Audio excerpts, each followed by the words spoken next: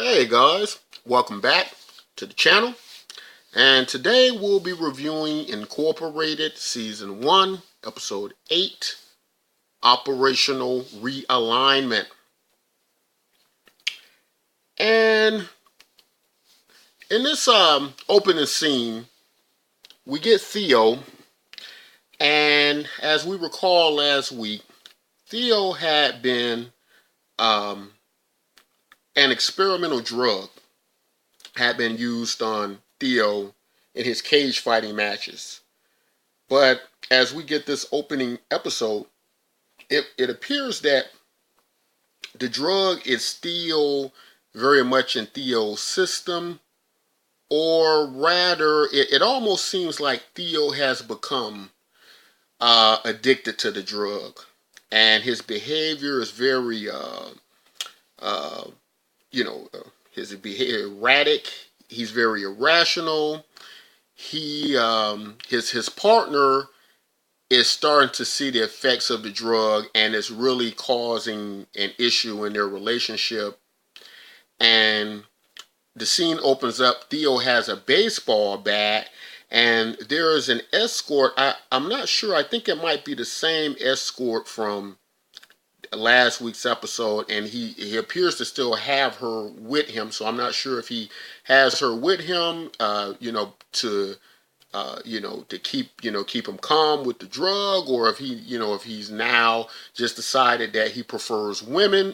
I'm not sure, but he actually is trying to knock a. He has a baseball bat. He's trying to knock a ball off her head, and his partner wakes up and sees what he's trying to do, and he tells him, "Hey, you need to stop. You're going to kill her." His partner's trying very hard to stop him, but um, Theo is just, he's just really gone over the edge, and he begins to threaten his partner. His partner tries to fight him back, but Theo's, attacks him, takes the baseball bat from him, and his partner actually ends up, leaving because he's just, it seems he's had enough with, Theo being under the influence of this drug.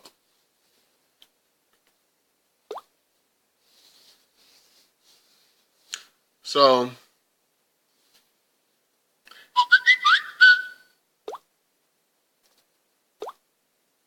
in the next scene, we again get the escort from last week, and um, Theo was basically still having his his episode, and she seems to be enjoying everything's going on. So they're just kind of having a party now. But this is a different Theo. This is a Theo who he's not only under the influence of the drug, but he seems to like it.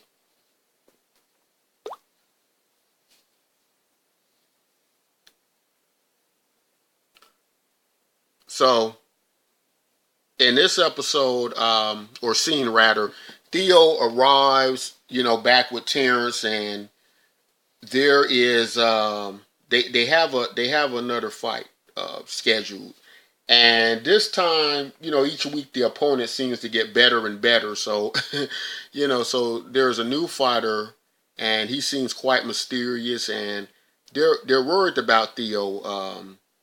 They don't think that Theo, is in the proper condition to take on another fight right now. I don't think they're quite certain or sure about what this drug ultimate effect will be on Theo, but Theo's ready to go. Theo's ready to fight, and he wants them to, uh, give him some more of the drug, and he wants to go ahead and fight this guy. But as I can, as you're starting to see that Theo's becoming an addict of this drug.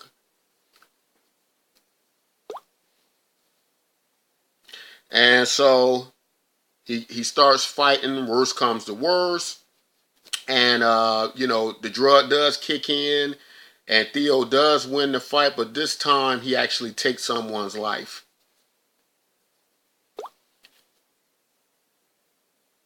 So Theo does win the fight, but we can see what the drug is doing to Theo. It's totally changed him, and it's starting to take over his life. So, in this scene, as we recall with Ben last week, that Julian Morse here was closing in on him. Julian had, decided to use the Everclear mind machine to interrogate everyone in the company, specifically Ben, because he really, is closing in that Ben, everything revolves around Ben, that Ben is the link to it all. And so in this scene, he's actually being tested. The machine is actually being used on, Ben, in order to find out exactly what his involvement is. But Ben was, knowing this was going to happen, Ben, along with Hendricks, he was able to go ahead and erase all of the memory of who he was as Aaron. So at this point, the only thing that Ben is aware of is his life in the green zone. And so all of the Aaron memories are erased. And so as Aaron's asking him questions, Ben is able to basically answer the questions with only the knowledge of, being Ben Larson.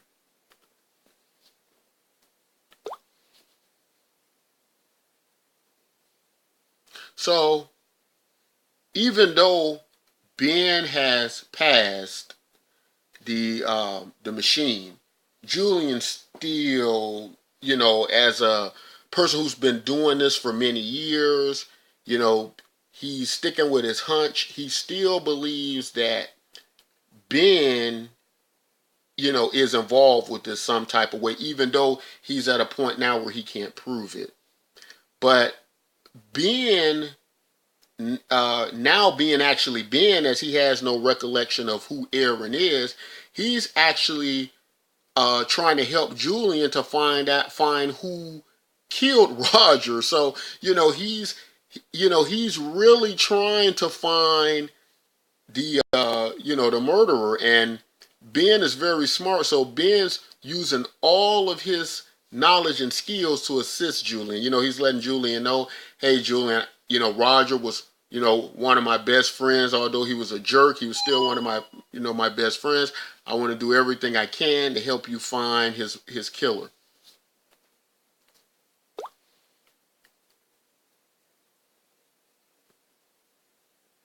And so Julian and Ben, they actually go back to the crime scene of everything that happened.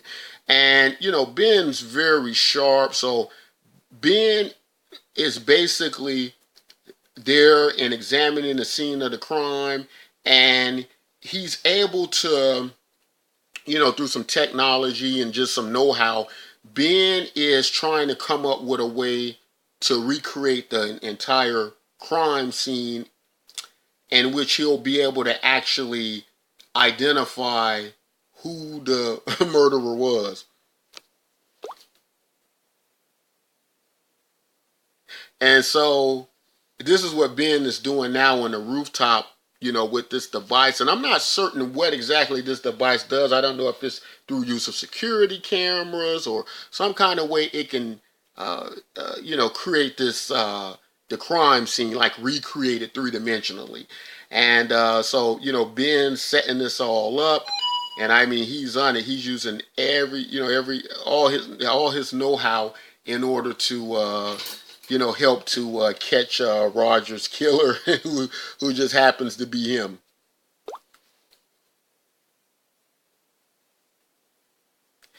And so, after Ben becomes, or Aaron, the part of him that is Aaron is erased, this is a different Ben now. This is a more a likable Ben for everybody in the green zone, and so he's very nice to Laura. He's very thoughtful. He's fully committed to her now. He wants to spend quality time with her. He takes the day off early. He wants to buy her gifts, and she's really enjoying this new Ben, but also he kind of acts like a stranger. So, because she's never seen him like this, because now this is a Ben who's totally uninterrupted, by thoughts of Elena, and he's not held back by anything. He can just have a happy life with his wife Laura in the green zone, and, he's just unburdened.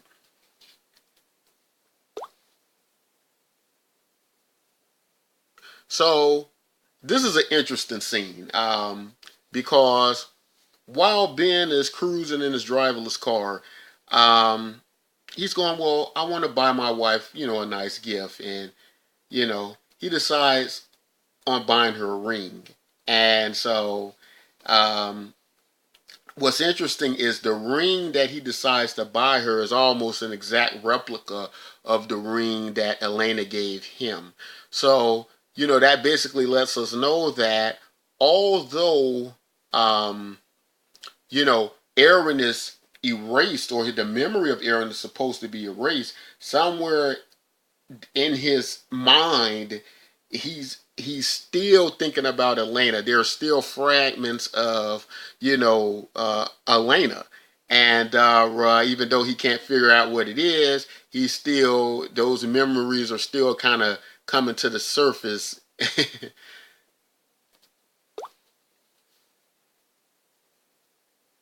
So, not only Laura is enjoying this new band, but apparently Hendricks, who got him in the green zone, is enjoying this new band too. Because this is a this being without Aaron makes his life very easy, because he's not threatened by being exposing them. He's focused on Laura. He's focused on his life in the green zone, and Hendricks really likes that, because Hendricks really wish Elena wasn't in the picture. He wished that that there wouldn't be an Elena, and Ben going on these dangerous escapades and putting them all in danger. So Hendricks has basically decided that he's not going to give Ben back his memories. Like, he has no intentions of, and it's kind of strange because last week when I saw them coming up with the plan, or Ben coming up with the plan where his memory would be wiped, and then, in this, they help us to understand that Hendrix is the key to giving him, re-implanting his memories back. But the first question came to my mind was, why would Hendrix do that? Because, this would be what Hendrix actually wanted. This would be why would he put Aaron back in and expose them? But we find out, actually, Hendrix does exactly what I thought he would do, and that's decide not to do it, not to give Ben back his Aaron side. But, of course, being sharp and anticipating that Hendrix would try something like that, he has a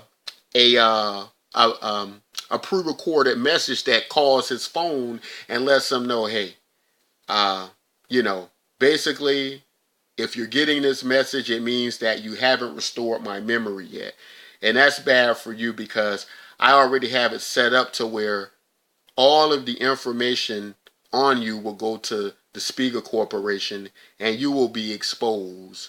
And there's a kind of countdown to where this data is going to be uploaded for Spiegel to get it, unless Hendricks,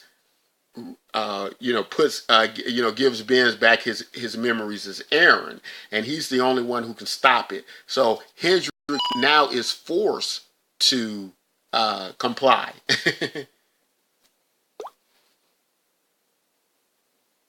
But Hendricks decides, you know what? I'm really tired of this. I'm really tired of this entire situation. So there's got to be another way. So Hendricks decides to try to hack. He decides to try to hack into Ben's system and this data to try to stop it, to try to stop the upload to Spiegel. And Ben has a failsafe that kicks in, and it's kind of funny what happens, because Ben has already is already several steps ahead of Hendricks on this. He knows Hendricks is going to try all he can to get out of this situation. And so what happens is, as Hendricks attempts to hack it, this fail-safe kicks in, and Ben's telling him, hey, you still haven't done it yet, and that means that you're trying to hack into the system. I'm aware of that. And so now, instead of you having 72 hours to get to get my memories back in my head, you now have only half of that, or 36 hours. So, that even puts more pressure on Hendricks to get this thing done. So this is another interesting scene, because what we see Julian going down to the red zone. And the reason Julian's going down to the red zone is because the crime that happened when he's investigating Roger's murder, and he's doing it in the red zone. And he's trying to get all the information he can about, who was there, who was in that area. And so the person he goes to see about this in the red zone is actually the gang leader, or the person who's the leader of the community who helped Laura to set up the clinic from last week's episode, to basically, after he's taken control of the community, he now wants to try to make himself out to be a stable and a leader that people can rally behind. So he wants the support of the people basically now. And so what's interesting about it is we discovered that, and I believe the guy's name is Goran. We discovered that Goran and Julian actually have a past, that they were both in the military together, and they were both in the same unit. And Julian was his commanding officer, or he was a captain. And so they have a very strong brotherhood, from being in the military. And even though Goran is in the red zone, he chose to go into the red zone, and Julian chose to join the corporation and go into the green zone. That military brotherhood, it still holds them together, and they still kind of have this code between each other where they'll always help each other and be there for each other. And that's what's happening in this scene, that that basically outranks whatever differences they have. And so Goran has agreed to help Julian to try to find out who murdered Roger.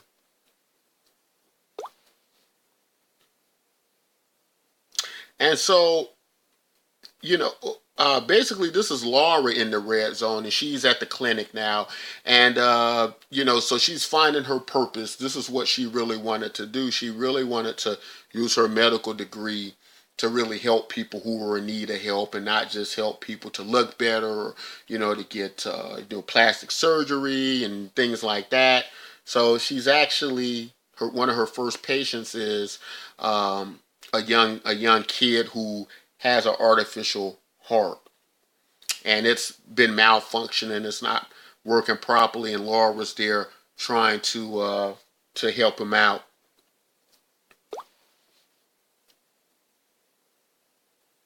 So this is actually Julian, investigating Roger's body. That's Roger's body they've recovered. And this is an interesting scene, because what we have here is we have a board member who's actually plotting against Elizabeth, and he basically wants Julian to come on his side, and basically be a spy and feed information back to him, because their plan is to eventually oust Elizabeth from CEO. But Julian is, basically really not interested in helping. He's loyal to Elizabeth, and so he kind of just, brushes this guy off. So Julian informs Elizabeth that, hey, your time as CEO, is, they're trying to out you out. They're trying to make that come to an end. And so Elizabeth knows she has to, in order to keep the board on her side and get rid of the board member who's trying to bring her down, she knows she has to find Sanjay Mirage. He's the key to bringing their corporation into the situation they want it to be in, because he's the person who's found a way to make their crops grow, because he's found a way to use salt water to to be tolerable to the plants so that the plants can still grow.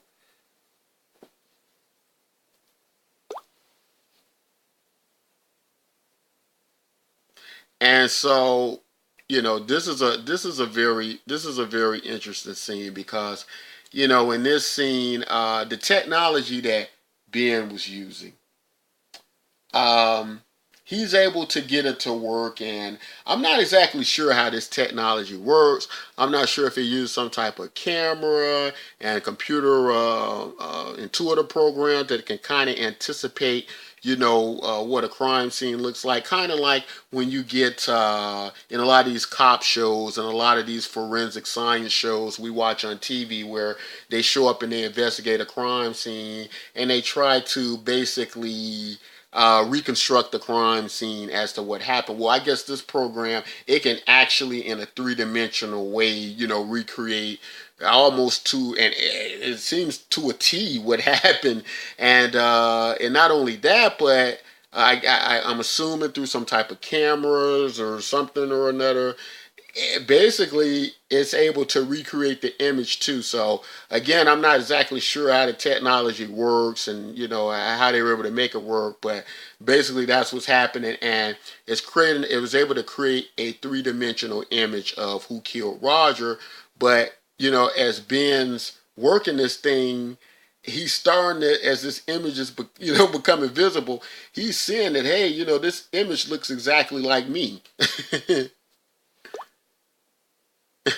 So, basically, uh, the episode kind of ends there. It kind of ends with, being realizing that it's him that's killed Roger. But at this point, he's still unaware why, because he doesn't have his memories of Aaron. All he's seeing is that, well, this is weird. I killed Roger, but I have no idea why, And so it's still, left up to Hendricks to put his memories back in. Basically, Hendricks, he was going to just skip town. It seems to me that Hendricks was just, he didn't want to be caught up in it anymore at all. After he couldn't hack through Ben's system, he decided, hey, it's time for me to just skip town. I'm not gonna stick around for this anymore. And there's this scene with him and his daughter, and he's telling his daughter, and that they're gonna go camping up in the mountains or something like that, because Hendricks doesn't plan on coming back. But it's just this really touching scene with his daughter, and she's like, "Oh, my friends in the green zone, and I really don't want to go there, Daddy. I want to stay with my friends." And I guess it kind of gets to Hendricks. So I think it seems like Hendricks is going to stay, because he's hugging his daughter and he's saying, "I will never do that to you. I will never take you, away from your home and friends." And so it seems like Hendricks is going to go ahead and put Aaron's memory, or Ben's memories as Aaron back into him. But it's just now my prediction is Ben is going to keep this hidden away, that he is, that it's him who killed Roger, unless, at least until he can figure out what's going on. And, until Hendricks can get, him back, get his memories back, although he doesn't really know, what was going on. So, I was kind of confused by last week, because I was wondering, I knew that Hendricks wouldn't, be so eager to give Ben back his memories, but I didn't know that how Ben, had this, I didn't know how he was gonna be able to get Hendricks to do it back. I knew he was a smart guy, but I don't know, for some reason I would thinking he would have these fail safes. For some reason I was thinking that it was gonna be Lena somehow that, was gonna convince Ben again that he was Aaron from the episode last week when they made contact. But it didn't go that way. But very interesting episode. I thought it was good. It went pretty well. And it's only two more episodes left.